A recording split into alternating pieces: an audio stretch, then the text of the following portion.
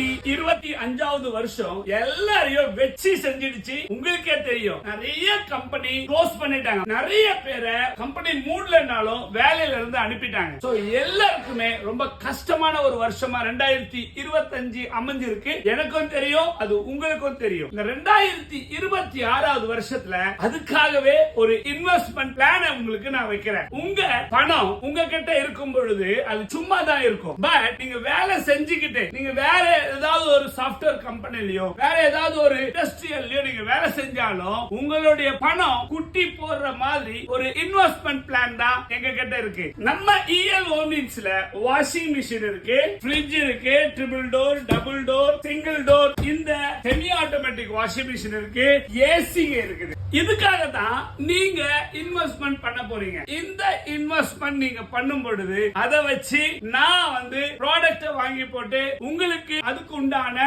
Returns உங்களுக்கு கொடுக்க போறேன். அதுக்கு நான் உங்களுக்கு கேரண்டி. சோ உங்க பணத்தை சும்மா பேங்க்லயோ சும்மா பீரோலயோ தூங்க விடாம அதை பெருக செய்யுங்க. அது உங்களுக்கும் பிரயோஜனமா இருக்கும், EL ஹோம் நீட்ஸ்க்கும் பிரயோஜனமா இருக்கும். அதுக்கு நான் கேரண்டி.